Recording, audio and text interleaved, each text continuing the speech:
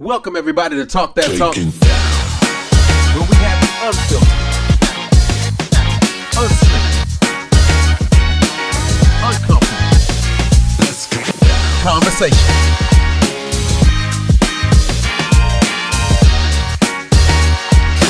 down. All right.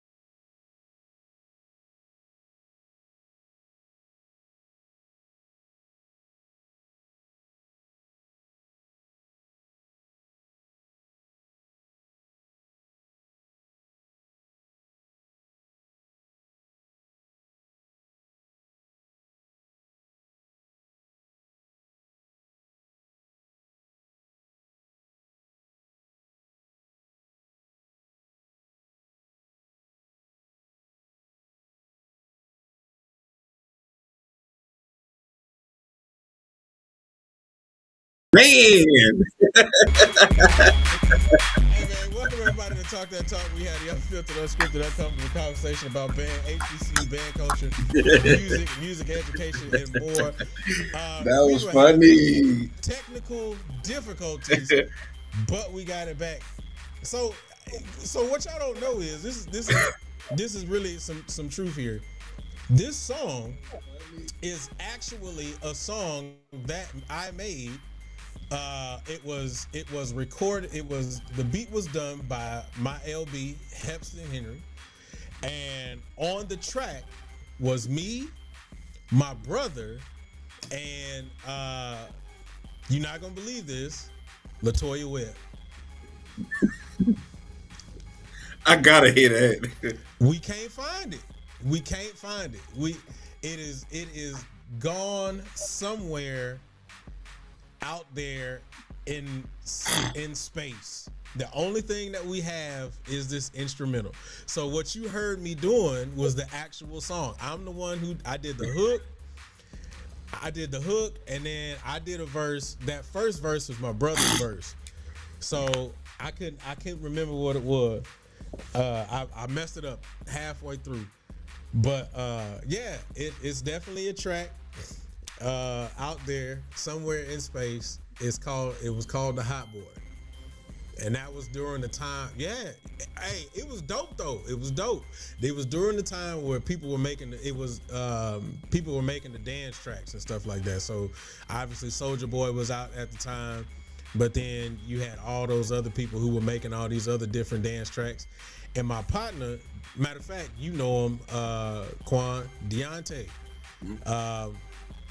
His jet name was Hot Boy, and when we used to go to the club, he used to do this little dance. And so I was like, "Hey man, we gonna call that the Hot Boy." Well, when I got to Norfolk and my LB started making beats, we took his dance, made a song out of it, and the rest was history.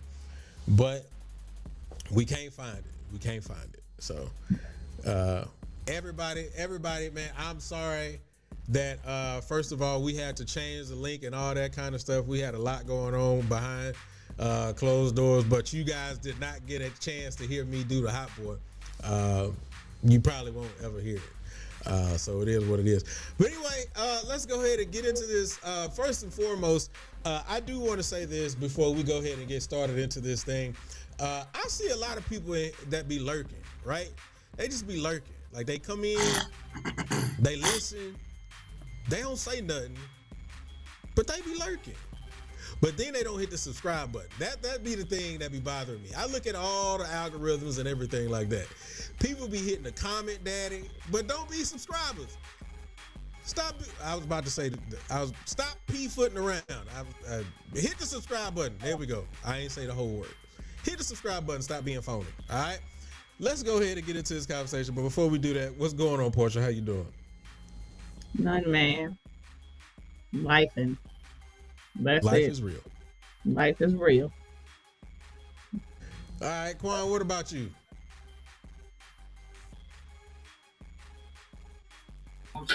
Sorry, y'all. My bad. Sneeze. I was looking at something that's funny. Everything good, bro. Still just getting things together for UIL. Big shout out to excuse me, TSU. They're having their concert adjudication day on March 2nd. So if you're in the Houston area, please go support that. Give an email to Prof. Redding and Dr. Pollard. They're doing some great things, not just for marching band, but also concert band in the city of Houston. Also, March 2nd in the morning at the Marriott, they have a HBCU audition process where they have several different HBCUs that are going to be in town, directors. And when you audition for one, it's like you audition for several HBCUs at the same time. So it's that season. Yeah, audition, getting those seniors out there so they can secure the bag. Absolutely. 'Tis the season to be auditioning. So get it done. Get it done. Get your kiddos in there. Give them an avenue and a space to go and be successful at somebody's university, regardless of what university it is, big or small. Give them an opportunity to go to the next level. All right. Speaking of next level opportunities and students, I did my best to try to hold back the conversations because I wanted to make sure that I got as much of the juice that we can squeeze out of there, as Dr. Sanford would say, squeeze the juice. As much juice. Portia orange today, so that's fitting. The problem that I had with the fact that you said that What? was no.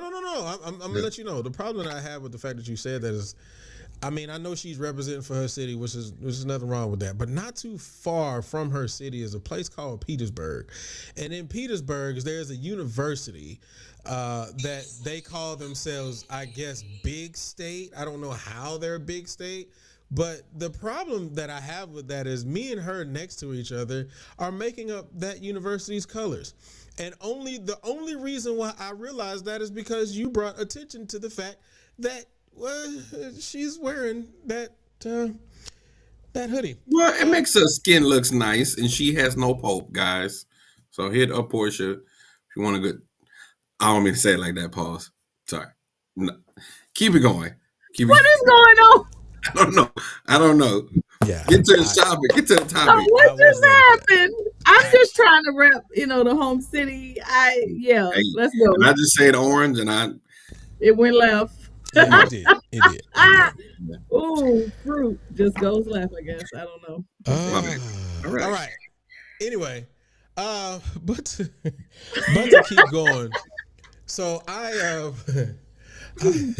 so obviously you guys know, and you guys have seen the video of the section leader. I call it the section leader gone wild. But I've given my thoughts on how I felt about it based on the fact of, Luke's band reports, so on and so forth. But I want to be able to hear what you all's thoughts are. And then we're going to dive into it, deep dive a little bit more and go a little bit more in depth. So first off, I know he wants to get it out, but I'm going to go to Portia first because I feel like he has a lot more to say than Portia does. But I'm going to go ahead and go to Portia. So when seeing that particular video, what were your thoughts? I've been that person before. The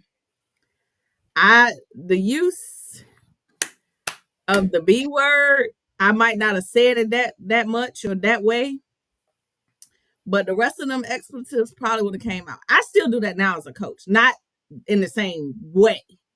But if you're messing up and you laugh, I want to know what's funny. What's funny about that?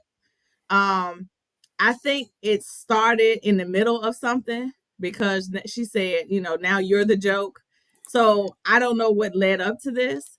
But I've been that kind of captain. Like I may not have said it that same way, but what is funny? If you're messing up in a sectional, what's funny about that? Like, I don't get that. I'll never get that. I don't get that as a coach when people, maybe it's a a response to like being embarrassed or something, but I just think it's weird for you to mess up or do something wrong and to just break out into laughter. That is weird to me. And I'm going to ask you even now today as a coach, what's funny? Okay. What about this is comedy? Like, I need to understand why you're laughing at this moment. So I don't know. But as a student, it would have been more colorful than what's funny. Cause yeah, but I would like to know what got us here, because something transpired before her flipping out. So that's my 2 cents. Okay. All right, Quan, here we go. Here's unload pause on us. I said pause before I finished the sentence. On your thoughts on said video. Cool. I got a lot to unload. Pause. You started it. All right. Got Tropicana, big load. All right. Anyway, so the whole point is, this is really how I feel. At the end of the day, I think we really becoming a politically correct soft generation. And while we don't condone hazing anymore, physical touching, we're getting very, very soft from the point of view of corrective criticism. And this is not just in the marching band world, this is in the dance world. If you look at some of the shows that was on TV, now what's her name? Miss Diana, is that her name, from DD4L? Like, she wasn't cursing them kids out, but she was on them. I've seen dance teachers get on kids and they break down and cry. We even had what's the other white show with the lady with the tax invasion? What's the lady? The one that was on Lifetime, whatever it was. She was on it. She was on them. Yeah, she was on them like that. We're not gonna act like Simon and Cowell, whatever his name. He just didn't curse, but he got on them like that. Like, we act like we're above reproach now, and we have to give everything that's palatable. You're saying no, but at the end of the day, the reality of it is, it's just some stuff that's just bottom line soft. Just bottom line. Okay, could she not have cursed her? Okay. But this is what frustrates me, and I think to Portia's point, we never show the full context of videos. This is the second video, and I'm gonna just put it out here like this. This is the second video from Southern University, regardless if it was old, new, and it's just resurfaced. I personally feel like somebody truly is against that particular administration and leadership, because we've never seen them have been attacked like this. And we know some of the war stories from the past. My whole point is, at the end of the day, when it was the first video, when the band director got out, a little irate, we didn't know the full context of the story. We just saw, quote unquote, the lack of professionalism from the director. But you don't know what was said before. Back in the day, we saw, it was a video, I believe, of Alcorn State, with the band director. I believe he was cursing too. But we don't know what happened prior to. We don't know what happened, with this particular full situation, even from what we see right now. So, in Julian's word, it's overall disingenuous, because at the end of the day, everyone is human. Let's not forget some of those things. Everybody is human. And my thing is, if she felt so bad about it, why not just be like, say, real talk, like, I feel I was wrong, but you ain't got to talk to me like that. And then you could address it from the side. Because at the end of the day, you really took it. If you just want to keep it 1,000, everybody that speaks about, that's why MIP is so important in regards of Greek life and intake, because when you sign that paper, if you accept to get hazing, you just as bad too. So, like, at the end of the day, she said that and she took it, because the real talk, she knows she was wrong. From her look and expression and body language, that girl knows she was wrong. So you telling me you laughing and you don't know your music? Come on, bro. Like we getting soft, bro. We getting soft. I ain't trying to be funny. People can't work out no more like that. People are not getting physically touched. Okay, cool. Like, I'm not condoning that. I'm older now. I just want to be clear. I just want to be clear. But during those times of the early 2000s and beyond, people were getting physically touched. That is gone out the way. You can't work out anymore. Okay. You literally for a collegiate marching band, you got to talk to them like they're toddlers. Come on, bro. Like we getting soft with a capital T. Soft. Nah, come on, grow up, bro. Grow up. Or don't join band.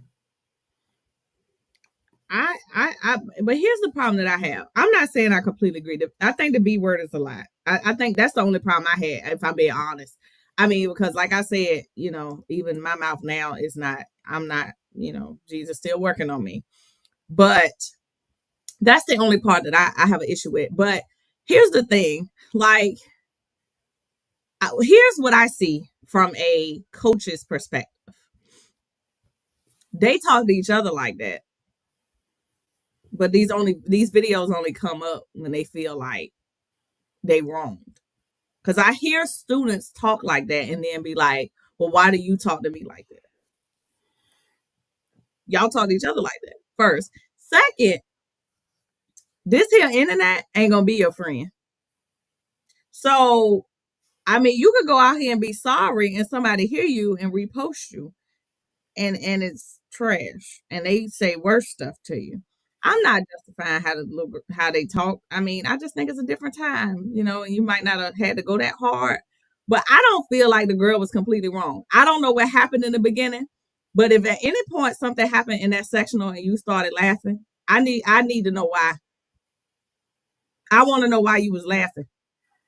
And you clearly don't know it. So what's funny?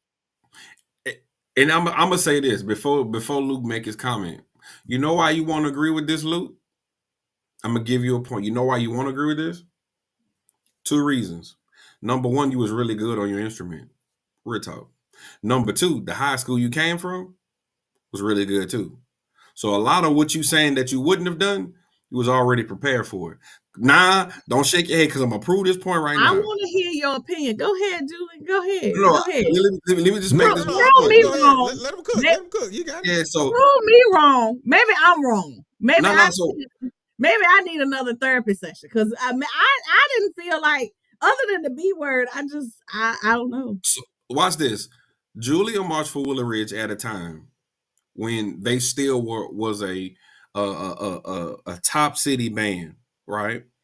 That's number 1. Number 2, Julian was really good at his instrument. And when one thing that he said was when he went to Norfolk, he thought that you was going to get glazed as well. Yes or no?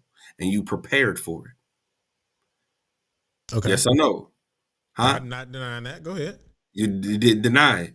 So your mindset was denying it. The only reason why your mindset has changed was because that's not a part of the Legion culture. Right? Now that's fine. That's fine. What, glazing's not a part of the Legion culture? Is that what you're saying? Physical glazing is not a part of the Legion culture. But holding someone accountable is. However that means, y'all did it. I'm not Legion, so I can't speak on it. But what I'm saying is, you act like you're above reproach now, bro, because you older. At that time, you let a person with a laugh in a DZAC practice and didn't know his music, you'd have fired that ass up. That's all I'm saying. You Go have ahead, the floor. Julian. Let me hear what you got to say. Come on. So first off, I just want to say I appreciate everybody who found their way over here from the old link. What's up, everybody in the chat, man? You already know. You guys can give your thoughts and your comments. I will say, yeah, he does say Dizziac instead of Dizziac. All right, so I'm gonna go. What is it? How you say it? Dizziac, like Dizzy Gillespie. Not these. Oh, gotcha. Yeah. Dizziac. So let me first go back for a second, right? There is not a point at any of this where I ever said that the information that the section leader gave was wrong. I will not say that. I will never say that, because if you slaw on the horn or if you slaw in your music, you need to be told that you slaw. It's just, it is and or poo, right? So I will never ever say that that's wrong. What I am saying is wrong is there's a difference between information and how you deliver said information. There are multiple ways for that person, for that young lady to have communicated that same information to her without the several explicits that she used. Period. Point blank. I'm 100% with Portia on this, in the sense that you can't be calling nobody the whole time. Now, if you decide to say you and all that kind of stuff, Hit the button. I got the button over here, right? But if you decide to say that, I mean, if you decide to say the word, that's fine. But if you calling somebody, literally looking at somebody in their eye and calling them someone out of their name, that's a whole different conversation. So square up. It just square up, bro. But square up then. Whoa. I agree with that. Because the truth of the matter is, the real talk, the truth of the matter is, if that would have happened, and we had this in the text chat, right? If that would have happened, then we would have been going to the grass. It just is what you're not gonna disrespect me like that. There's a level and to where you can get to.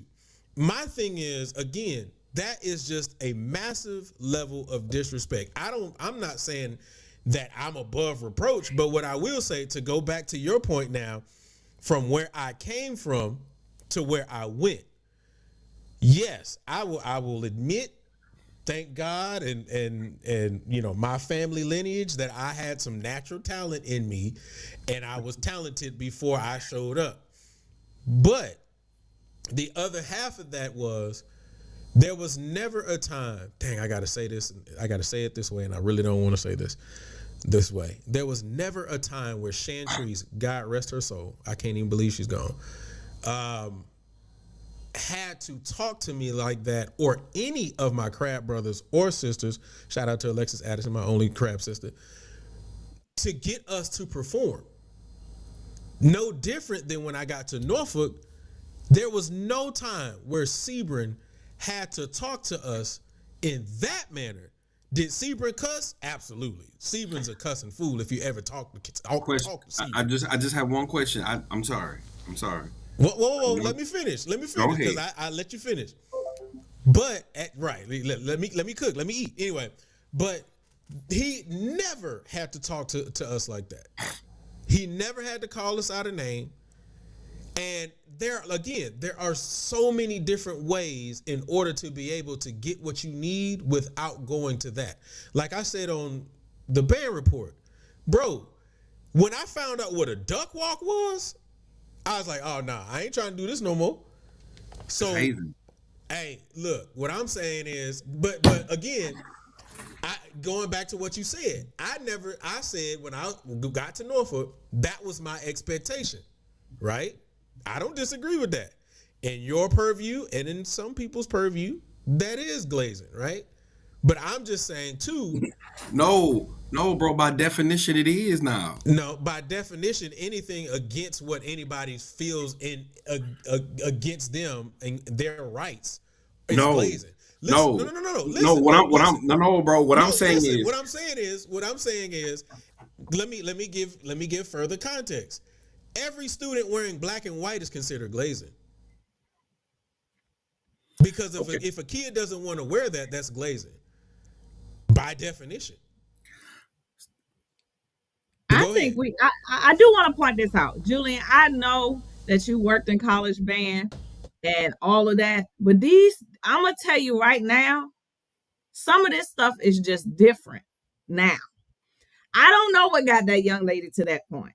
I still think the B words is a little crazy, but other than that, I probably would have used them same beeps for beeps. I just would have. Right. But some of this stuff now, you almost got to go there for them to take you serious. I'm serious. I'm telling you, this past season, Julian, let me tell you something. I'm gonna let you finish, but go ahead. I'm telling you, you don't have to believe me, but I'm telling you right now, these students do not care. They do not get embarrassed easily. They do not care about being sorry. I'm still here. My scholarship is already cleared, so you can't do nothing to me. I'm going to show up here. I'm going to be sorry, and you bet not say nothing to me. You That know is why? the I reality know, but go of ahead. what we're dealing with. You know And why, I can't Portia? imagine. I'm struggling, if I'm being honest. Let's be honest. I'm struggling, and I'm a full-fledged adult. Some days I be having to go sit in my car. Like, You know Portia, why, Portia? Do you know why? It's because there's no such thing as a consequence. There's no such thing I as an agree. aspect of fear. That's why the reality of the and I don't mean just fear like physically. I mean a fear of an aspect of reverence. There's none of that, bro. I You know what I'm agree. saying? Like there's none of that. And so what we're so sitting here now, because you're saying like I was afraid of a duck walk, right? Now let's speak of that. The aspect of hazing is any type of punitive penalty due to a reaction of something. Like, yeah, you could get away with the black and white because you could look at it like, well, but just we need to practice how we're uniform. That's one. Well, what about morning runs? Well, we have to be in physically shape, quote unquote. They accommodate for that. I know certain universities in the South now, they have certain hours where they have to work out. Like we used to do campus tours where you did it 4 day in the morning. You did it all the way to sunrise. Then you did sunrise. You did breakfast. You went back out. So you got to get it because in the South you got to get adjusted to the heat. Is different, right? Of to band camp, you got to get adjusted to the heat, right? What I'm telling you is, bro, they know I got asthma. I have PTSD. I'm bipolar. I'm this such and such. This is my other label. I got label yada yada yada yada yada. They could call if a mother can call the president and the president be like, I don't want no bad PR. Y'all fix it. Because the only reason why these videos are coming out at this moment is to create bad press for that university or for that band program. That's all this is. Now, should we have, as directors, have better systems in place to ensure that this does not happen? Because I heard somebody say, well, the music be on their phone. Well, look, we're going to write a grant, get iPads in all like some of this we have to learn how to protect ourselves because people are the snitch is cool. When we was coming up, that was the person that got done. But the snitch is cool. So I don't understand like what we talking about. Like it's weak. You didn't know your music and you didn't show the full picture. That's why the girl response was, "Oh, now it's funny. yeah. Now you the joke." Now, granted, if she didn't like being called a B word, stand on 10. Let's catch a cut. Fight it out. It is what it is. Ask my best friend. We done got into it. As a crowd. It is what it is. I think So, Julian, I think we need to at least acknowledge that it might have been something that had capped off that preceded this as to why she went that far. I'm not saying I completely agree, but sometimes you just get tired. no, Okay? so let me say this. Let me say this because we're going further into the thought process, and I want to bring it back Okay. just a little bit. Okay. So first of all, I never said at any point, right? Because as you all know, I have experience with these kids. I ain't that removed. Like I didn't stop teaching like 10 years ago, bro. So I'm well aware of what you all are talking about as far as how these kids are, right? The thing is, and this is the way that I perceive it. The reason why, so yes, I agree, Quan, they're not a level of consequences, so on and so forth. But there's another piece to this puzzle that we are not talking about. These kids are desensitized to that type of aggression because of the fact that, let's be real, a lot of these kids come from homes where that aggression was normal, where that conversation was normal, where that talk was normal. So for them, that's an everyday practice. And then if they had a high school band director that did the same thing to them, all right, well, this is normal. So when they get to college And if the college director is doing that and or the section leader, and she's going off of her because she don't know her music, of course it's not gonna mean much to her. Because what you gonna do to me anyway? You just cussing at me. That happens to me on a normal. I'm used to dealing with that. I'm used to hearing that. It's different if you got a kid that came from good upbringing or whatever, that came from the 6A school that doesn't do that, and you put them in that environment, and then they like, well, I'm not used to this. But if you got a kid who's used to that, it doesn't phase them. Now, on the flip side, Quan, I still agree with what you're saying too. There isn't a level of consequences for these kids. So when you put those two in the melting pot, that goes back to exactly what I'm saying. Doing that didn't really affect that kid. So really what you did was you made yourself look like a jackass, like for the section leaders, from the section leaders' perspective. And then on top of that, you weren't even effective. So there were more ways, in my personal opinion, where you could have been effective by saying the exact same thing. The girl was poo on her horn. The girl didn't know her part. I absolutely agree with that. The girl should have been told that she was not good on that horn. I absolutely agree with that. But again, I think there are other ways to be effective. Now, here's the other half of that too. Now, here's where we can get into the other part of the conversation, as far as we don't know what happened or what transpired before the camera started rolling. The reason why I say that is because, Quan, as an educator, you can't approach every person the same way. Just because, kid A can deal with being cussed out don't mean that kid B can. So 9 times out of 10, this could be a girl who 9 times out of 10 that she's used to that conversation anyway. And so the section leader may know that, but we don't know what transpired before. So the next thing that happened was camera starts rolling. Boom. Hey, you B word, get your together. You poo. You think it's funny, blah, blah, blah, blah. So there are multiple scenarios that can go around that. Again, I just think that it could have been handled differently. Yes, sir. All right. When you were in high school and when you were in college, did the band director take the opinion of the section leaders, squad leaders, captains into consideration? Their opinion. Yes. Okay. We're living in a generation now where you can tell, and those titles damn near mean nothing when you can tell. The reason why I say that is because if you, as a band director, it's almost like it's an organizational structure. And because I love mob movies, I'm going to use this example. If you're the godfather and you're the mob boss and you have other lieutenants, and then underneath them you have someone, then underneath have someone, you put these people in positions, drum majors, drill sergeants, captains, section leaders, so forth and so on, because you trust their leadership and they're a fragment of you and they understand the hierarchical process. Tell me this. If a section leader came to a band director in today's band, it may not be all band, do you think that section leader could be like, hey, they shouldn't march? And the band director takes that feedback into consideration? Is this a rhetorical question, or are you really asking that question? No, I'm really asking. So I can't.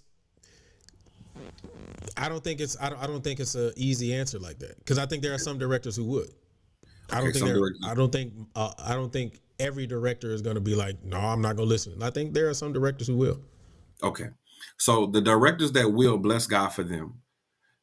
The directors that don't, that be like, nah, they gonna march. Because the truth is, as a high school band director, I hear amongst the SWAC the power of the phone call to the president.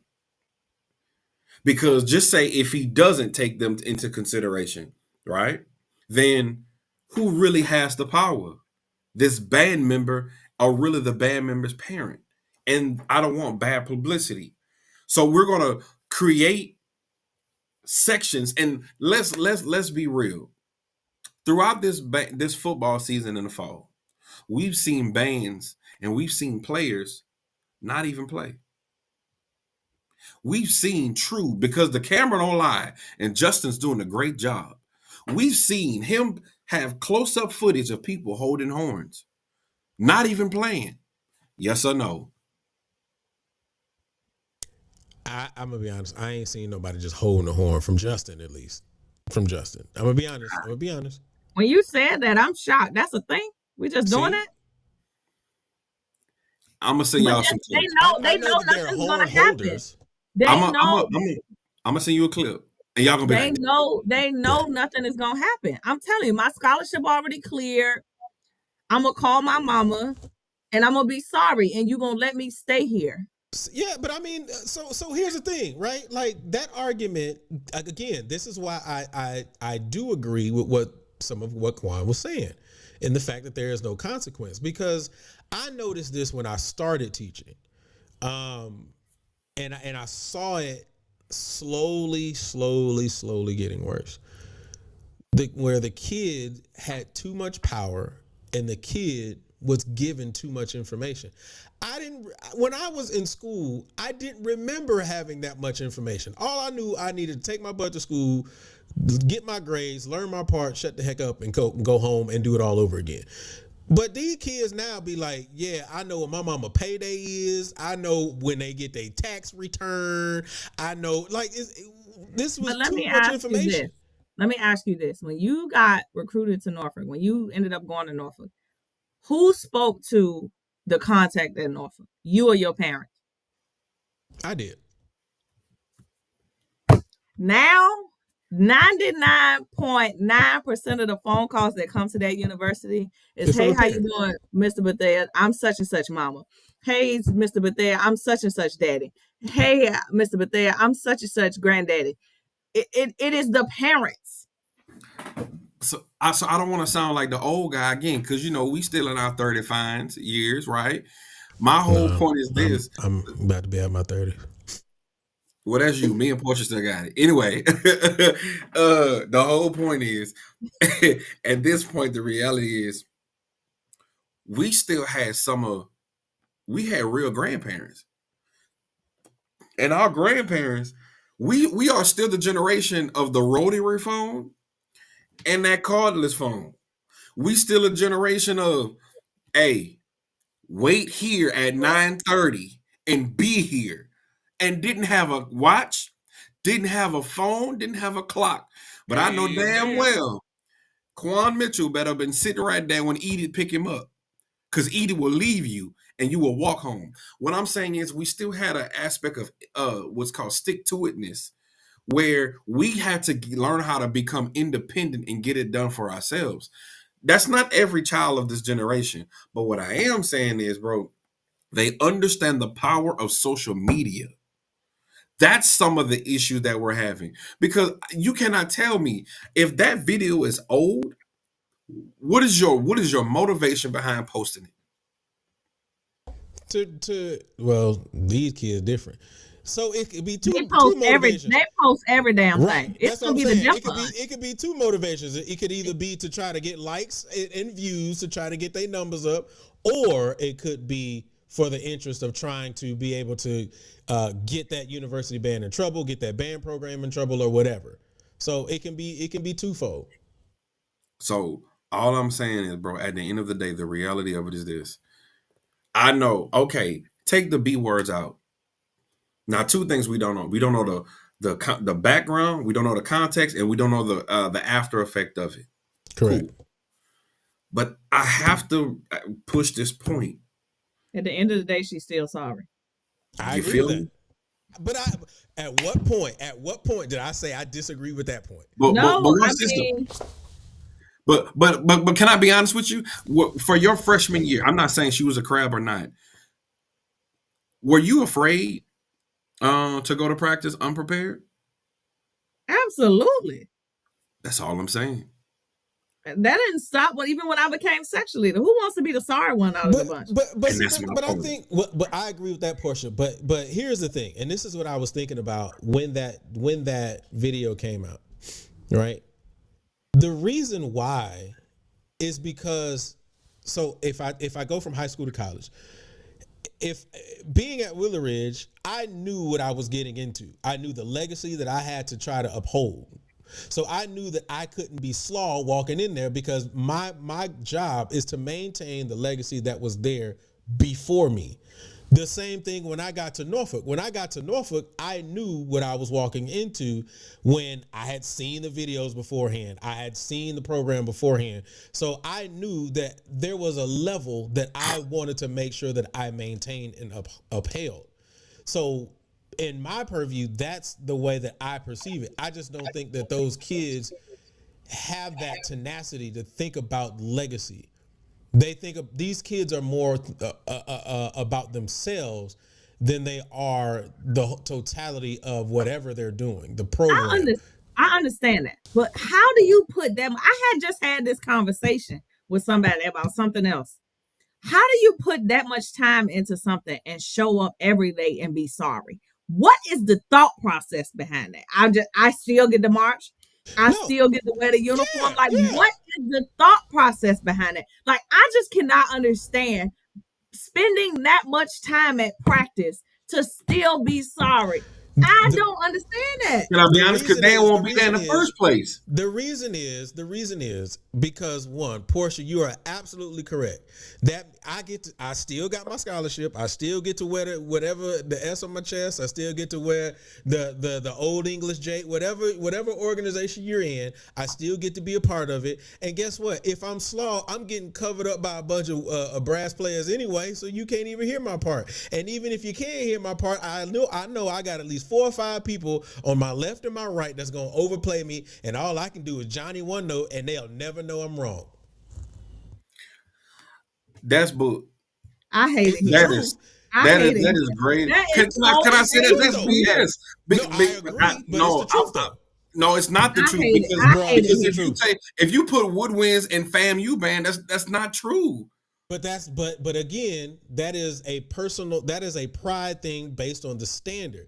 That and I guarantee people go to Southern for free. You can't say that. I guarantee you, bro. I guarantee Julian, you. People go to Southern for free. I guarantee you that they're not letting not all of them. Woodwinds come a lot of them. Fam. It's tiers. Maybe she got the lower tier. It's tiers. The 4th tier, you get no scholarship. Julian, niggas are going to, excuse me, let me not, I'm trying to do better with my language. People are going to certain schools for free because of the legacy. You can't tell me that the majority of Southern University band is not going for free because it's the U. Bro, there are people who join stuff just to be a part of it. That's my point. Not to truly contribute to it though. Not to truly contribute. So I can walk around with the S on my chest, but I ain't got to be that great. But I got the S on my chest. There are people who like that, bro. I hate it here. That is so sorry. You could be doing something else with your time. Why keep showing up here? I just don't understand. I'm not gonna lie. I'm sorry. You posted that. I would never want nobody to know that was me in their trash like that. Well, I don't think the girl who was slaw posted it. Oh. I think, but I'm just saying though, bro. No, Think about it, bro. It's no different than Greek life. You got people who will go through the pledge process just to wear a shirt. They don't do no community service. They don't come to no meetings. But hey, I got these letters on though. Like, it's the same thing.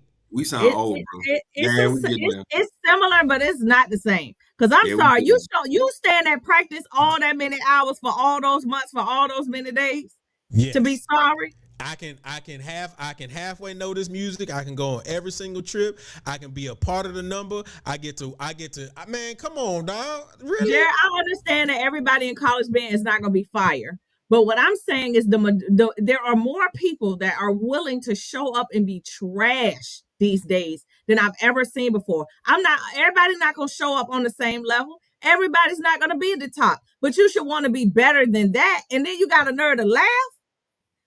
Even to this day, that pisses me off. Don't be in no sectional laughing. What's funny about messing up? I agree with you. And I said just like that, excuse me, can you tell me what's funny about messing up? But I want to laugh too. But here's the thing. If they knew they were going to get cut, maybe Yeah. they would have a different sense. Because here's Now, here's maybe consequences is the problem. Maybe she's resulted to that because she has expressed that the girl's sorry, and she still made the deal with her. Because I'm sorry, I just but ooh. also this, but also this though, when people are able, how you doing, ma'am? When people are able to join the band and then they not be able to join the band and then they mess around and become EQ staff and can ride EQ staff for 4 years. What is EQ staff? Oh, see, you don't know about. Listen, so Portia, let me alert you. I didn't know what EQ staff was until I got to PV. Then I was like, Well, PV don't have. Well, hold on. I don't. Let me just be clear. That's not the only school with an EQ staff. It's not.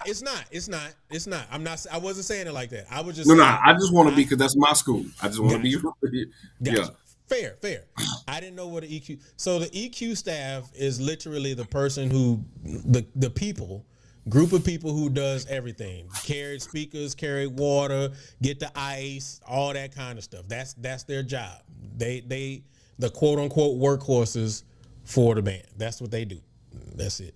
So yeah. We don't really have a lot of students doing that. We got logistics to take care of stuff like that because I don't know why we were rewarding people who couldn't cut it in the band. Right. But so to kind of go back to something that you said that you guys were both saying, one of the things that was big for us was we didn't make the field if we didn't know our stuff. And for us, making the field was the big thing. But again, we're now in a generation of band where they the care field about don't the matter. stands. Everything And is then a stand. let's be real. Let's just put out there. People be lying. You got that shirt. You could say, "Oh, this week I'm hurt." Next week you could be like, "Yeah, I did Cotton Bowl, or I did, whatever the Bayou Classic." It's what I'm saying is, and from what I'm hearing and from these videos, people just lack the sanctity of what band really used to be, and maybe that's why we sound old. Our band directors, let's be 1,000, have cursed us out. But the relationship that we've had with them and the reverence and respect we had for those people, we would never. I'm sorry, we would never. Julian, I'm trying to think. I what don't you remember. confused about? It was some people on that dream team that cuss like sailors. Oh, okay, yeah, okay. I had to think about it. Cause no, let's be fair. I had to go down the whole team, cause everybody didn't hit the cuss daddy. Let's be real. Who did? Doc. At least not that I remember. Did he do that in front? I don't remember. Now I've seen some things, but I don't remember Doc. I'll put it that way. You don't remember him saying stuff on that mic when he thought it was off? But he thought it was off. That's a completely different situation. He asked, was that one boy special? But he said a different word. He did. But he didn't mean to ask it on. What's wrong with him, Paul? Is he rude? Is he special? Yeah. But he didn't mean to put that. He did ask one or two people what the F was wrong with him. No, he would say, "What's wrong with your brain, son?" That's what he said. That one boy that kept messing up. What was his name? Smith. He said no. He cussed that boy one day. Yes, he did. Yes, he did, because he thought the mic was off. But you still talking about he thought the mic was off. It. We heard it. Oh, that's not the same. It is. Did you hear it? That is not the same. When we get off, I will tell you a story that is more in line with what Corn is talking about. I know the rest of them were way more direct, but we're not gonna pretend like O'Neal Sanford was Mother Saint Jared said it right there in the comments. Doc definitely didn't curse like that. I'm telling you. No, he didn't curse like that, but we're not gonna sit here and talk like he was a saint. I never said that either. Oh, that is not what came out of my mouth. He was the least of the cursing. I will say that. He didn't curse as much as everybody else. Because you know why? Because he came from a generation where somebody else could put their hands on you. That's why. Not saying he did it, but he had goons. Look at the guard change. if this man was killing band programs in a positive way, I don't mean killing in a negative way. What I'm saying is, if he's building great bands in the 70s, that's a different type of structure from the 60s, 70s, 80s. 90s is the golden years. 2003 was No Child Left Behind. And you see the decline of bands. That's why. Let's not act like that. Like, Julian, you pissing me off, and we gonna catch the cut, bro. Like, I'm telling you, because you acting like this is not a reality. People don't have pride in the band programs. No, No, I think y'all are saying the same thing. I just think that Julian is saying she could have delivered it differently. Damn the delivery. That's the problem. That's the problem. That's not the problem. I have a question for problem, you. bro. Hold on. Julian, I have a question for you. If, what's the dude who owned Tesla? Elon Musk. If Elon Musk walked up to you and was like, I don't really like you, yada, yada, yada, was cursing you out, but he gave you a tip to become a millionaire, would you take it, yes or no? That's not even in the same vein, bro. I'm asking. No, it is. No, it is. It's not. What I'm saying is, what I'm saying is, you know why you say it's not? Because you look at the value of the money more. What I'm saying is, the correction was the correction. That's the problem, bro. People don't want to be corrected. No. That's not the same. You know why it's not the same? Because your example was this dude literally just came up to me out of nowhere and just defaced me as a person, as a character. Didn't say, hey man, because you did this and I didn't think it was good enough, and then defaced me, just literally belittled me out of nowhere. Okay, what if he did that? Give me money. What if he did that? That's the same thing. What if y'all was cool? What if y'all was cool? Julie, ain't do that. Did he curse you out? And then he say, well, this is how you get $1 million. You be like, nah. Look, because your examples are terrible. Listen, I'll give you a better example, bro. The example that would work is no different than a conversation that me and you would have behind closed doors, bro. Because you and I both know that if it comes to it, you gonna start cussing. Hell yeah. But even in that conversation, you're still gonna tell me something that may be valuable to me that I can hold on to, right? Well, what would you have said, Julian? Yeah, that's the comment. Comment. Wait. Let me finish. But even in that, you would not have called me all these kind of B's, mother F's, and all that kind of stuff. You would say, hey man, that's some hoe. Hold on, let me get my button. Okay, that's some hoe. That's all you would say. You would say stuff like that. Beat me. Hold my beat, because I'm gonna tell you what I was saying. Don't beat me because you're gonna miss it. You said hold your beat. Just hold it. I just did. Do it, because I'd have said, you bitch ass motherfucker. No, we can hear him. We can hear him.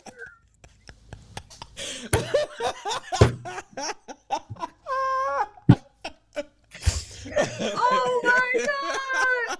Edit that part out. Edit that part out. Oh my god! Wait, hold on. You hold it. I'm gonna mute myself. No, do it. Hold on. You want me to do it? Hold on. Wait, I got it. Hold up. Oh my god!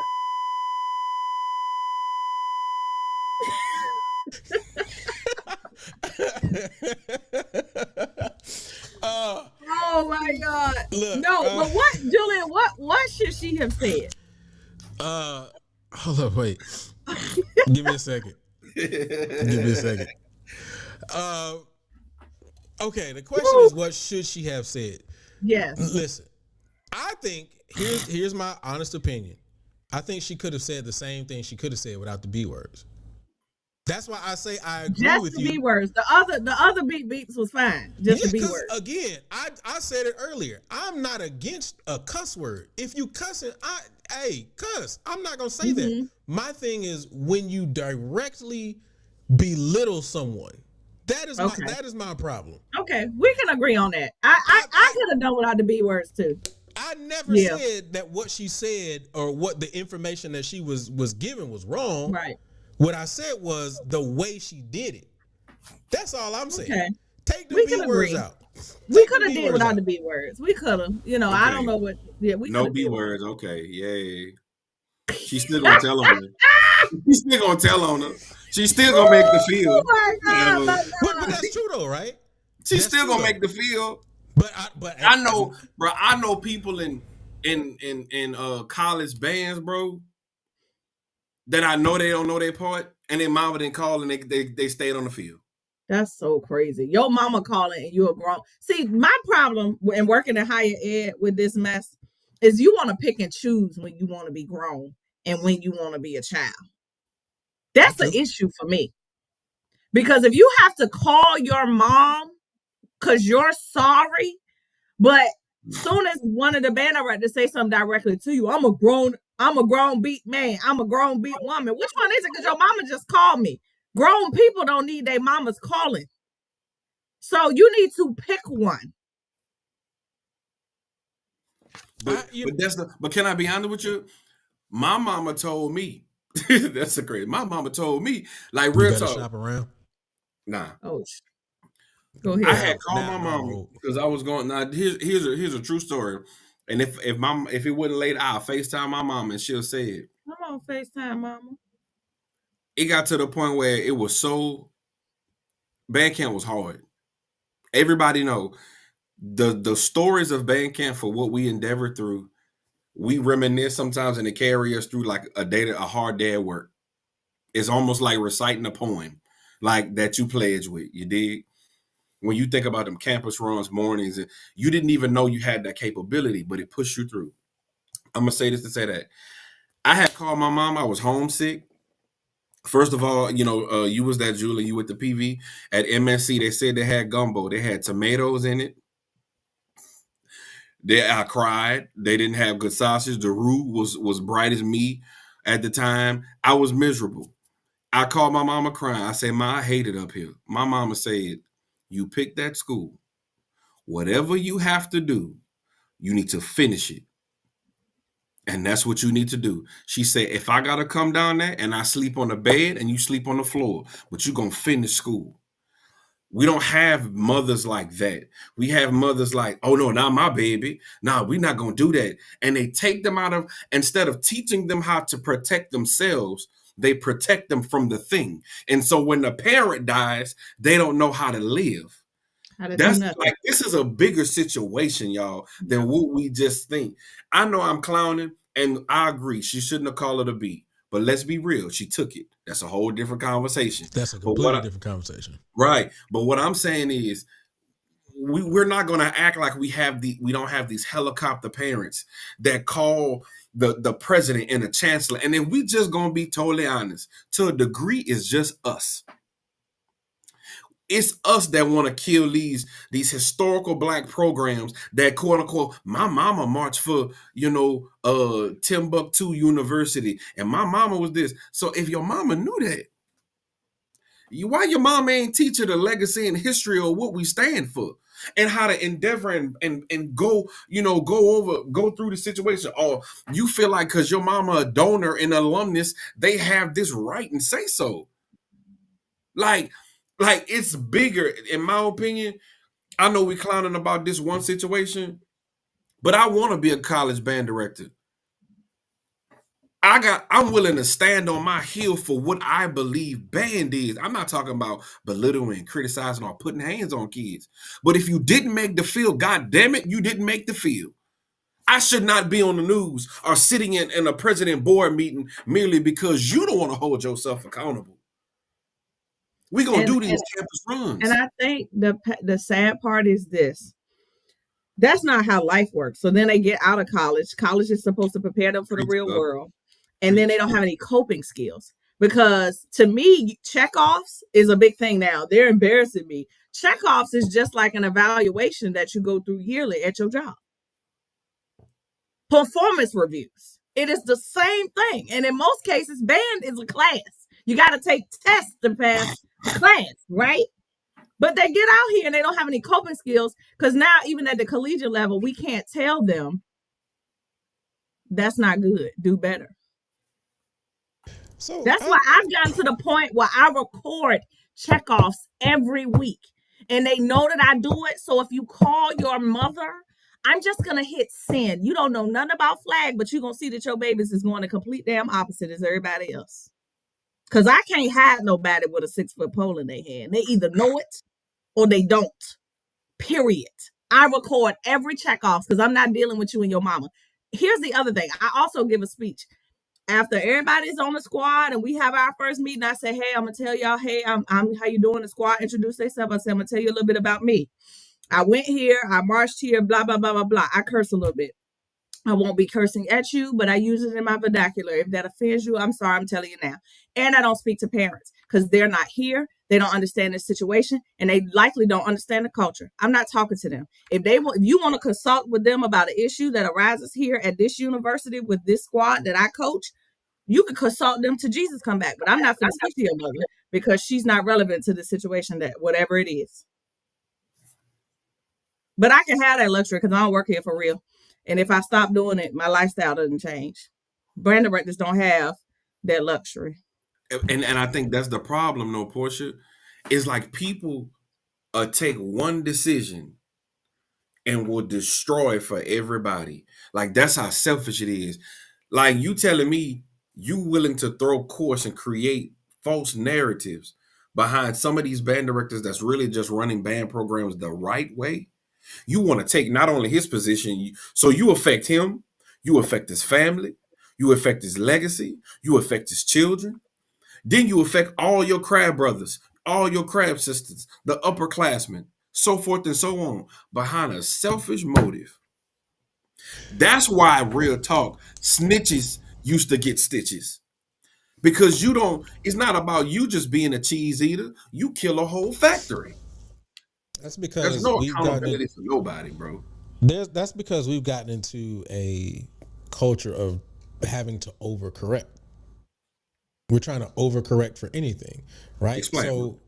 So basically what you just said, right? One person does something, and now because that one person does something, now everybody has to now, here's a new rule that nobody can do X, Y, and Z because one person didn't do something right. And so now we're overcorrecting instead of saying, all right, this is an isolated situation. This is not something that is normal. And so now everybody has to fall under this rule and subjugation of this particular situation because one person did something stupid. And so now we're overcorrecting to try to fix the problem when it really wasn't a problem to begin with, if that makes sense. But there's something else that y'all talked about too. I think that from a generation perspective, I think that every generation has had the thought process of, my life was so horrible when I was a kid that I don't want my kids to go through what I went through. I don't feel like that. Well, you don't. You're one person in a multitude of people, and what I'm saying is, I think that is half of the problem, right? My mama didn't check on me like that, so I want to now make sure that my baby is my best friend, and they know, and I know everything that's going on, and they well taken care of because my mama wasn't in my life, and da da da da da da, or my daddy wasn't in my life. So we're again, to me, this is a situation of overcorrecting. Every generation, to me, I've seen people do that. Well, my mama grew us up like this, and I don't want my child to go through this, so I'm gonna treat them like this. And I think that that's some of the things that are happening when you get to these university campuses, and now you got parents calling in instead of kids taking care of their own situations. So I think that's part of it too. But again, I think that's a situation of overcorrecting. Because I don't think you can't. That's not preparing them for life. Like, and Miss Sanders said this to a parent last year. She flipped out and told all us to kiss her tail. But I mean, it doesn't prepare them for life. Like, one day you're not going to be here. So what does this person's life look like when they don't know how to survive without you to call? Like, what does that look like for them? And that leads to no coping skills. When things get tough in college, I've never seen so many people, and I'm going to use claiming, because all of these do not have mental health issues. We talked about that on the show. Some of this is that you're not used to being in adverse situations. And the minute one arises and you have to deal with something that is difficult that your mother can't deal with, it's mental health. No, life is hard. And you need to take this as an opportunity to figure out how to navigate difficult situations. You can't, your parents can't step in for everything. college is hard. It is going to get to a point where you're just not going to be a genius at something. How do you handle that? And they don't know. Like, I just, it's not preparing them for life. And I'm gonna tell y'all a story. My mother, I used to call her all the time when we was in school. They don't do this now. You use your social security number for everything. You wrote it on every piece of paper. It was on everything. That's how you got into your accounts and all of that. And she kept saying, hey, you need to learn that. And but what I was doing was my freshman year in Norfolk, every time I needed to fill out something, I would call her and say, hey, what's my social security number? She said, I sent you down there with that social security card so you could learn it. And you have yet to do that. I'm not telling you anymore, and hung up the phone. I learned it that day. She held me accountable. Like, you have to be able to do this stuff without me. And so go and do it. But it is getting to the point where these students have no coping skills and will not know how to deal with any difficulties in life because their parents are stepping in. But one day those people will not be here. So we're going to have a bunch of adults who do not know how to handle life. Oh, that's evident. Y'all, as we get older, the things that our grandparents and parents would say would just keep on living. I see what they were talking about. I really see it's certain ages that every year as God blesses us with another year around the sun, that is like another light bulb go off and be like, oh, that's what they were talking about. Because the reality of it now with social media, impulsivity, with, like you say, not having coping skills, and with now, because we're in the age of information, there's so much information. So you don't know what to discern. And with a lack of discernment, you think everything is true. So the reality of that is we're dealing with people that we're losing authority for what's really right. If a group of people literally says no, left is right, and if enough people say no, the new right is left, then that group will literally campaign for this. And the people that are actually sane will be like, no, right is right and left is left. We're now the minority and we're the ones that look crazy. Band is band. HBCU band is a different culture. We have certain traditions that I do believe that should still stand the test of time. Now, was her approach wrong? We all agree, yes. Was the concept behind correcting her wrong? No. What I do believe is all the way wrong, it shouldn't have been posted. Yeah. Just like the other video. Just like with the other video with the other band directors, it shouldn't have been posted. We've gotten to the point now where that's why now everything that I've prayed for, I have this red book with my prayers. But I also asked God to show me. I'll show y'all a quick snip. Boop, there you go. Anyway, in this book, I write down. Handwriting, man. God, that Oh, was it's pretty beautiful. nice handwriting. Is that cursive? You know cursive in there? Congratulations. See, we had real school. I ain't gonna show you everything, but Absolutely. Anyway, the whole point is we're in the generation now where we gotta protect ourselves at all costs. We're gonna get back to the point where no cell phones in here. Here's the chart paper. No. You're going to have to, because here's the reality.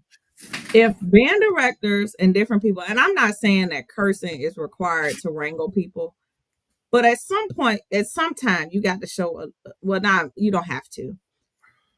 It's a lot of people from a lot of different backgrounds. And if they start to feel like the group, individuals, whoever, there is no structure or control in an organization of these sizes, it is going to be dysfunctional. If it got to the point where I could not correct the section that I'm responsible for, the product is going to diminish greatly, because where's the standard? But you can't, like, At this point, they can't have cell phones and twirl. So right now, I guess I'm all right, and they don't know when I'm gonna show up. But the threat of I can imagine being a band director right now, and every time you correct or say something or get a little rough, you're afraid that somebody is going to record it and leak it, and not what they did to have set you off. They gonna cut that out, but we gonna post how you reacted to what I did. That I mean, I don't know how you go forward when basically what they're saying is if I don't like what you did, I'm gonna ruin your life. Basically. That's So, dangerous. That's a dangerous thing, bro. so That's a dangerous thing. there's a lot of thoughts that I had as you guys were talking, and I wanted to let you guys go ahead and get out all that you needed to, because you guys were saying stuff that was absolutely right. So, but the first thing that I want to kind of bring up is this idea of the cell phone, and so we know Beam is a thing, right? If you don't know what Beam is a software that you can use on your cell phone or your iPad or any kind of device like that to be able to read your music, and that can also coincide with UDB if you have UDB. If you don't know what UDB is, then I'm not going to go down that rabbit hole. But a lot of people are using music for your cell phones, right? I don't think that's a bad idea, right? Because in the world now, you got to be able to incorporate technology into education in order to, further move the needle, so on and so forth, keep up with the times, blah, blah, blah, blah. But I think it's a bad thing when it's used in the wrong way. And so then this goes to my next question, which for me, Quan, I wanted to ask you this question. You said that there were certain traditions, specifically for HBCUs, that we still need to have in place. So my question is, what are those traditions that you're speaking of? Because I'm curious as to what you feel that should be and how they would work. How would you implement them? Yes, I'm absolutely in the agreement that I don't want to use an iPad to read music. I think it's a cool little thing, but I'd rather you get paper anyway. It's easier to write your notation on. But anyway, go ahead. So, so again, I know this because I'm a high school band director. Certain schools, to a degree, they can't cut people. They can't. It's not that they may really want to, but some of them can't because of the backlash. So an HBCU tradition, be the best musician. That's what I mean. Be the it's okay. That's I'm no. The reason why I said that, no, I agree with you. Be the best musician, but from a director standpoint, you should also take the best musician. But okay, so again, if we just gonna be honest, there's a decline in musicianship. There's there's a decline in musicianship. I just Okay. Hey, brother, you gave me the mic. No, go ahead. No, go ahead, brother. I'm gonna just tell you why I disagree with that. But go ahead. I'm gonna let you go ahead and finish. What I'm saying is, I got the mic right now. No, I believe, I believe to a degree, there's aspects of decline of musicianships, of musicianship, um, in certain pockets of our Black communities. I do believe that. Um, and what I mean by that is, I'm not saying that the director and the directors don't have the ability to overall teach those people. But what I do believe is, I've seen footage of people just holding horns. That's baffling to me. I'm No. We're I'm gonna not have a saying they genuine. don't exist. I'm not Right. saying they don't exist. No. That's just. But I think to me the Were traditions you finished, Quan? I'm sorry. I'm sorry. No. We're gonna have a different. I'm gonna call back in, but we're gonna have a different conversation after, and I'm gonna give you the facts why. However, I'll just say it like this: it's okay to be cut. That's number one. Number two, what we see, I don't know if y'all realize, we start to see the decline. You remember when people didn't make the field, they still stood on the side? Y'all seen the decline of that too. Why? It's because I even was told, because, mentally they don't want to, Yeah, they said that's publicly shame embarrassing. you. Yep. Why? But you didn't make it. At Yep. least you're allowed to dress. You're right. But no, they say that's embarrassing. So I So think. Go ahead. go ahead, bro. Go ahead. No. I was just gonna say I think there's two sides to that coin. Right. I agree to the point to where people say that is embarrassing, but I also think that there is also the thought process that people also we got to a point to where we just want to look big, right? Because you got to remember there was a time where certain bands were marching certain numbers, and then they just made a decision like we just want to put more people on the field, so they just decided to add them add another company front. Add another squad. You know what I'm saying? So I think what you're saying is right, but I also think there's another side of that too. I don't know. I don't know which side is the winning side, but I do know that is an argument on both sides. I'm gonna say this, and I'm gonna pass it to Portia. Looking as a percussionist, I look at some of these lines. How many times back in the day you would have seen about 13, 14 snare drummers? You wouldn't have. But then you look at some of the material that's being played. It's not college. The floor is yours, big sis. What I'm gonna say is I think some of the traditions that are being lost is preaching pride. We just trying to get done. And accountability. But there says I say that word at least twice a day. There's no accountability. If I know I can call my mom, if I know that my scholarship already cleared, you're not going to go through the work. Like all of those things, accountability, discipline, right? All of those things are gone. Like it's just so hard, like at this point, to hold people accountable. That's why I have to record checkoffs. Now I'm gonna still have them. And the day they tell me I can't, I'm out. But like you have to do those things. Like I'm literally playing cover CYA every day. Like even if somebody say something wild to me, I have to go walk off, figure out an articulate way to say it when you just came out the bag on me. Now that really hasn't happened. I had one incident this year that I thought was gonna be the end of me because I really wanted to flip but I didn't. But they say and do anything, but you got to be careful because they could be recording you. It is really a lot. Like there's no accountability. It's no, and I feel like it's just in band because these coaches on these athletic teams is talking to them crazy and saying any and everything to them. Okay, they making them do physical activity round and round and round, but you're not calling Alabama talking about why is my son out in the sun. But your stupid behind don't know that field shows could be 7 or 8 minutes on average and longer if it's an exhibition. And Big Ton can't get through that if his ass don't run. You got to be in shape to march and play, to march and twirl, to dance.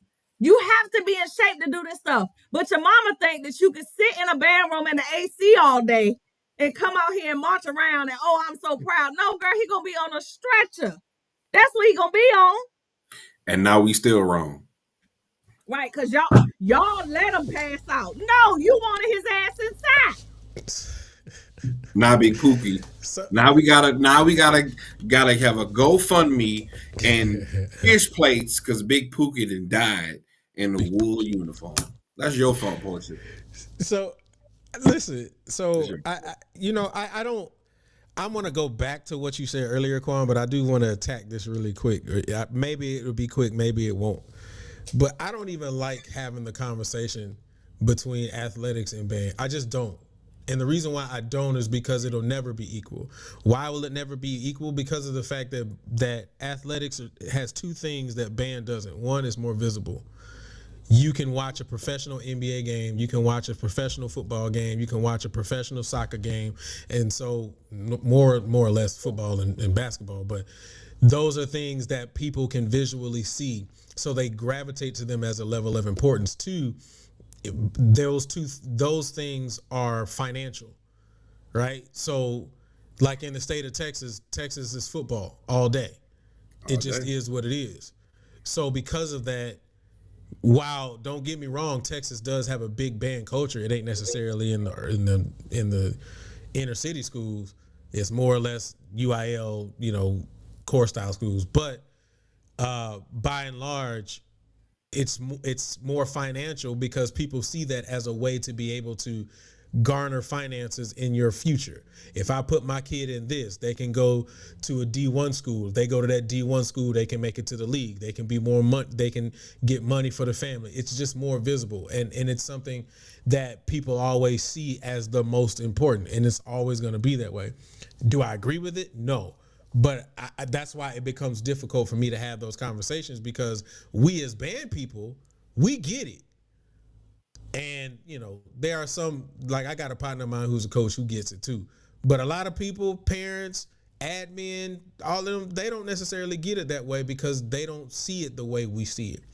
So it becomes difficult to have that question, to have that conversation. But I absolutely agree with you, Portia. But I do want to go back to what you said in the decline in musicianship. You knew I was going to go back to this, bro. Mm-hmm. So here's my thing. I don't think there's a decline in musicianship, by and large. I think there's a decline in teaching and standards. Because here's the reason why I say this. Keep going. No, I'm watching you process this. But here's the reason why I say this. I say this because of the fact that you know this. Okay. If I go to Duncanville, right? I can find multiple chocolate kids that are master musicians, almost. Mm-hmm. State level, all region. But then a lot of times we go into our inner city schools and our focus is different. Our focus isn't trying to make them the best musician they can be. A lot of times our focus is trying to make them crank up, trying to at least get notes out the horn. And then a lot of our situations are different too. A lot of our kids start in high school. So now we're trying to build them up when they're in 10th grade, 11th grade, 12th grade. And because we care about them so much and because we want them to be successful and we want them to succeed, then we send them to somebody's university. Well, they're not prepared at that university. So I think that there are a whole lot of other things in place, specifically from our inner city schools. But I don't think there's just a decline in musicianship. Again, I just think there's a decline in education and standards. Okay, I'm gonna rebut that by this point. Regardless of the outcome, if it's a diminishing in standards or a diminishment of opportunities, the result is still the same. So I'm not going to argue. I'm not arguing the point of how we got there. My point is that we're there. The reason why I say that is, damn, I hate to go here, but I'm going to have to say it. Not all. Let me be clear before Justin get on the show.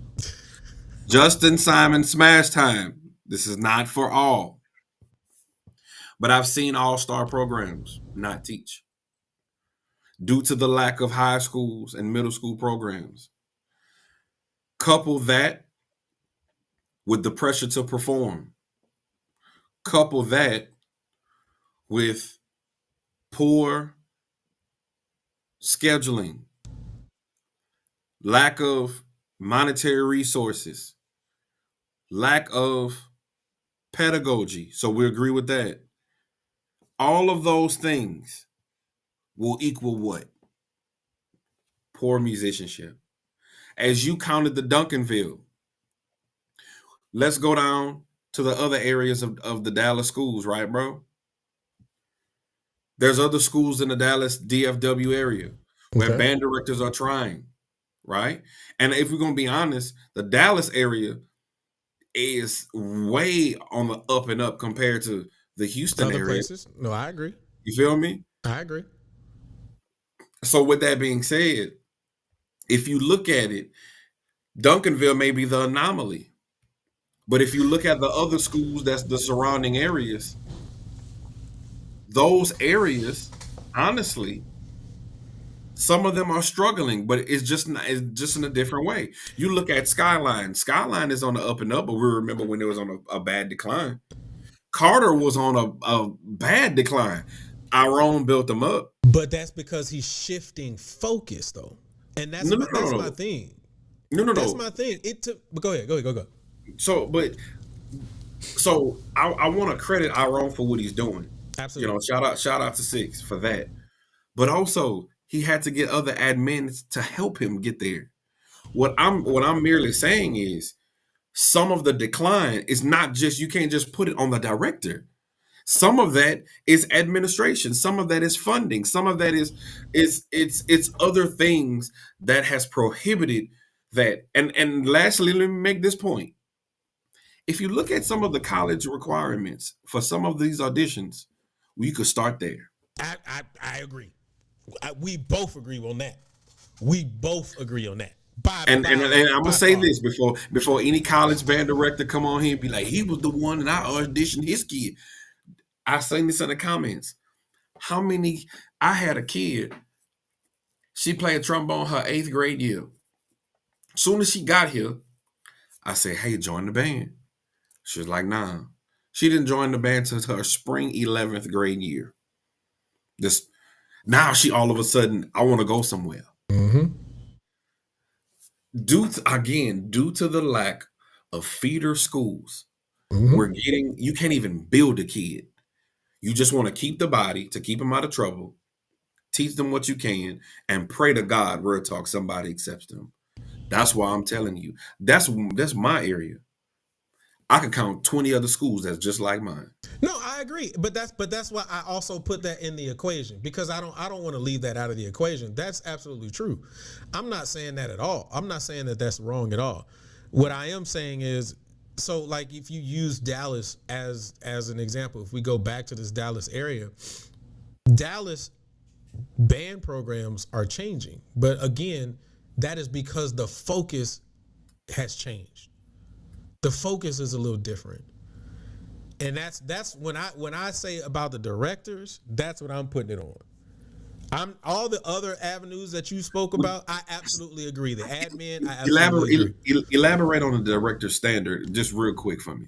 So what I'm saying is, you know, if your focus is trying to keep up with the Joneses, right? And what I mean by Joneses is high school or college? High school. Okay. High school. YouTube clicks, trying to get your band out there to be the most crankingest band ever, so on and so forth. You bypassing on your adjudications every year to go to Mardi Gras or do X, Y, and Z every year. And I ain't saying, you know, off years. I'm saying every year the focus is I want to try to make sure that it's fun for these kids and we can crank up and we can get our YouTube clicks in. Then to me, the focus is off. And that will be the decline of musicianship. That's what I'm saying. So now again, going back to what I said, I agree with you. Every other thing that you said, the admin, kids getting into band late, trying to then go to somebody's university, because I done been there. You already know that, bro. I done been there. I done seen it. I experienced it. So that part I absolutely agree on. But I'm gonna say this though. Old folks used to say it's like 6 in one hand, half a dozen in the other. My thing is like this. So I didn't went to school, and we done had this conversation. I don't want to get too off task. We didn't have this conversation. We know that if you graduate from a certain school, caliber of school, you're going to be afforded a certain caliber of program that they Correct. feel like you're gonna go in. Correct. And I'm pretty sure Portia can add to this that she's possibly seen the decline in the fundamentals of twirling. So, with that being said, there's a there's a reality of it of for inner city schools, urban, low socioeconomic schools, predominantly black schools. I'm doing research right now. The first thing that they take from us is arts. Correct. Why? Because everybody know band is really the most expensive. Mm-hmm. To repair and do those things every year and get your instruments chemically clean, yeah, it's most expensive. And we just gonna be honest. It's if you buy 100 pair of shoulder pads and 100 pair of helmets, they can last. All you got to do is just change the screws. All I'm saying is this, bro. They take it from us, but then on the back end, you went to school. Are you gonna now? On one hand, you're not afforded some of the 6A core style schools if you don't have the DCI, DCA experiences, right? True. But then it's hard to even get in that organization and that background unless you know somebody. So you got to know somebody to get afforded these particular schools or graduate to go to these particular schools. So when we graduate from these HBCUs, we always have a fix me upper. Facts. So then at the end of the day, how you want me to eat? So we got to make $1 out of 15 cents to show just proof of why your job should stay on this campus. Then let's not talk about pullouts. Let's not talk about, like all of that stuff that we know that happens to us. I agree. So every time you get the bar set, it's pushed back and pushed back. Doesn't that sound like racism? Just in a different way. The difference is it's not about black and white. It's about the haves and the have-nots, and it's been like that. That's all I'm saying. So while the Duncanville is great, unfortunately, there's a school down the street that's the total opposite. There's a school down the street from Duncanville that's the total opposite. There's a school in Alabama. There's a school in Georgia. There's a school in Florida that had great programs at one point. But because people did not see the value in them, and let's be real, even with our black people, we would rather have our kid run on a football field with the hope dream that they're going to make it to the NFL to make money than put them in a band program because everything is always cool until it's inconvenience for me. I agree. Flow is y'all.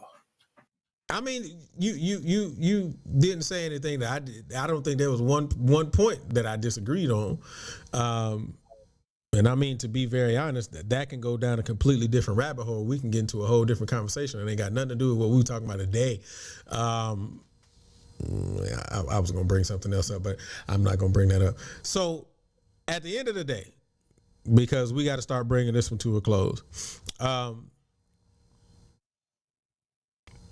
what do you feel, and I go with Portia first, when it comes to the original topic, what do you feel is the solution with dealing with students who are A, unprepared, and B, I'll just go with unprepared, since that was what the young lady exhibited. Accountability. Just like in life, your actions have consequences. Just like on a job, your actions have consequences. Let's be honest, there are more students on scholarship now than ever before, but they are less grateful than ever before. Scholarships have become something they're accustomed to. You're going to give me money or I won't come here. That's just the game now. You might have a few people that come because I really want to march for that program, but most of them are going after funds. So they feel like they've won. Like, I'm going to do what I want to because you've already paid me to be here. Whereas what you need to say is that you signed a contract to be here. And if you're not here, you forfeit that money and you have a balance. I guarantee you things would change. If this was more of a partnership, there was more accountability, this was treated like a real class, like a real job. I'm going to pay you to be here, but the minute you don't abide by this contract, you forfeit these funds and that balance becomes yours. I guarantee you there would be differences. But because my mama can call the president, my whoever can call this, but when you signed for this scholarship, you understood that these were the requirements. You didn't abide by those. Because now all of a sudden, I also think, not trying to be funny, but I think it needs to be something in there about being able to complete physical activities. Because I'm sorry, so many of y'all get here with these scholarships, and then I got knee problems. My elbow don't work all the time. I can't stand up for a certain amount of time. This is a marching band. If you can't march, you can't be in this band. I think it's so crazy how all of these physical ailments come out after the scholarship ink is dry. But when you do stuff like, oh, by the way, we don't have nowhere for y'all to stand when we go to this national band competition. So if you don't check off, you don't get to go. Now everybody healed.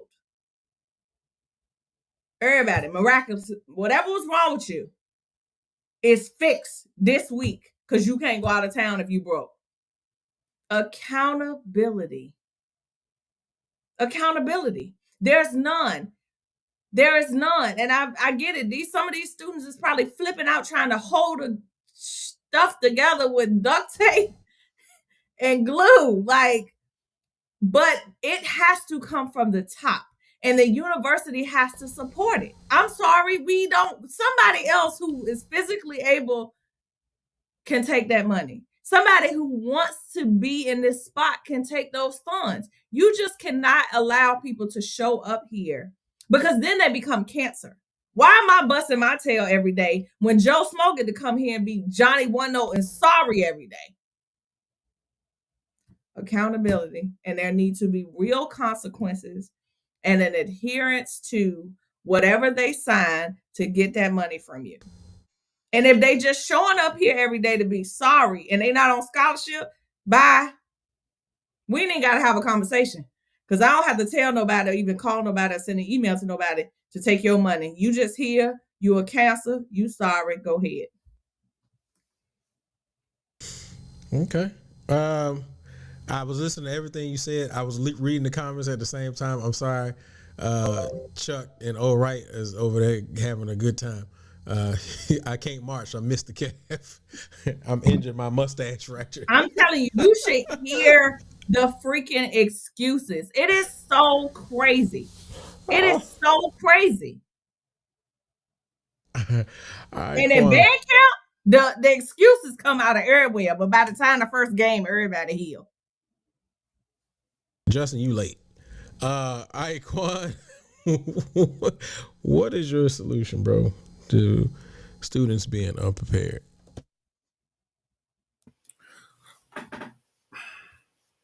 So I agree with everything you said when we say we have to hold each other accountable. Not just each other from that level at the collegiate level, but high school level, as well as middle school level, as well as community level, because that is a thing.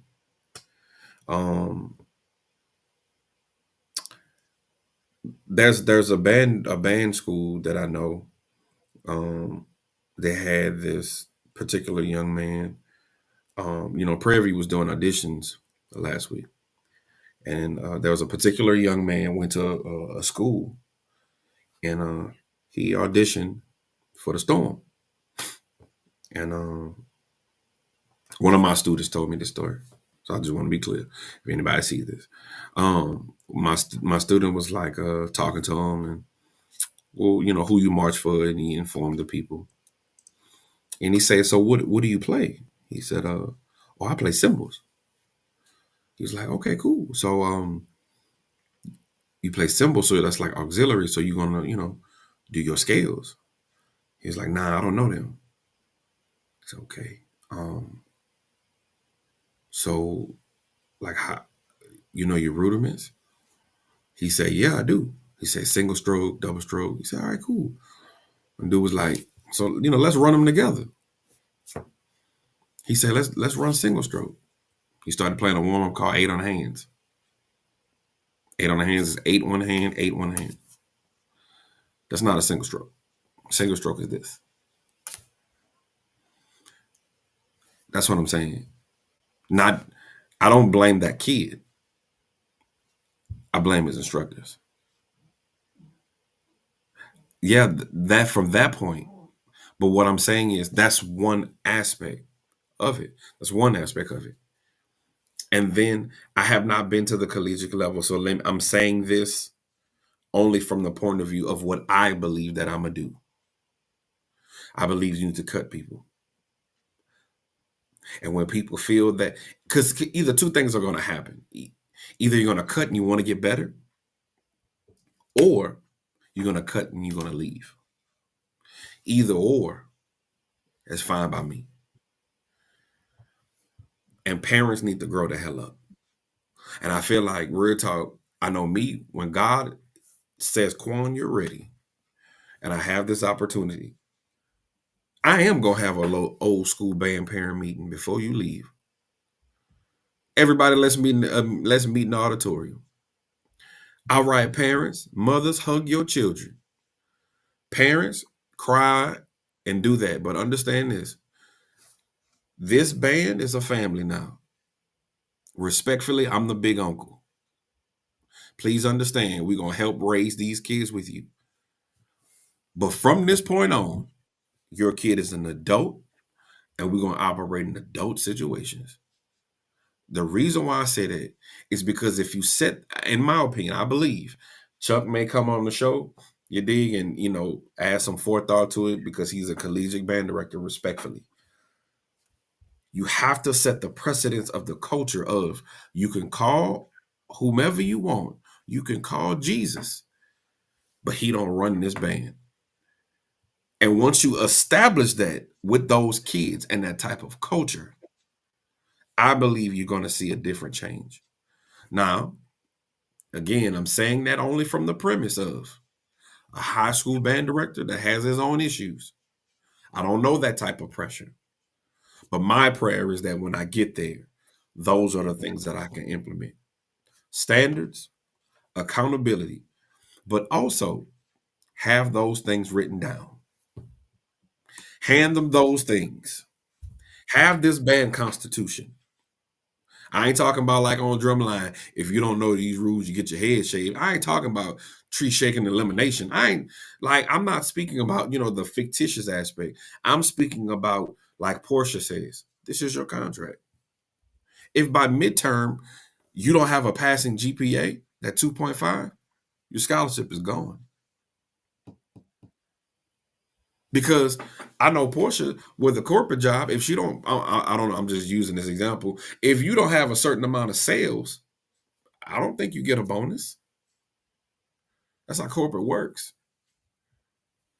At this point, I feel like we're failing another generation of kids because we're afraid of them. I say this and I leave you. I heard somebody said the teachers are afraid of the parents. The teachers are afraid of the admin.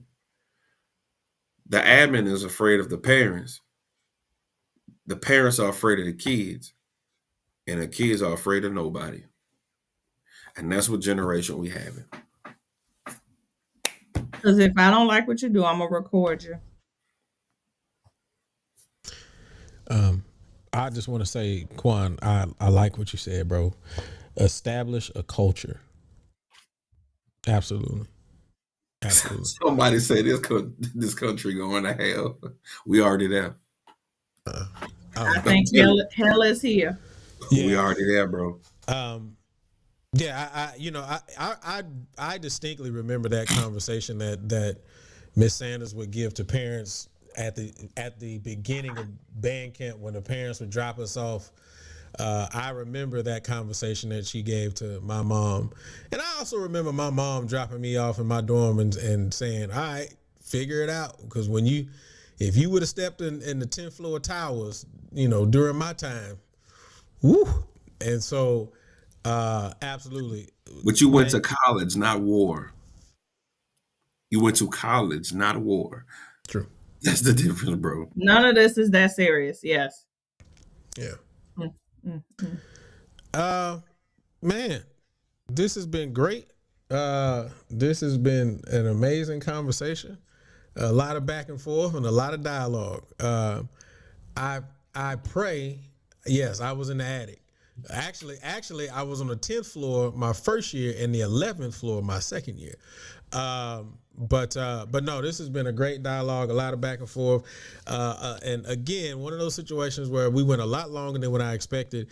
We really got some things in the works. I got to hit somebody up tonight to see what the conversation was somewhere else tonight, to see what was the result, if any.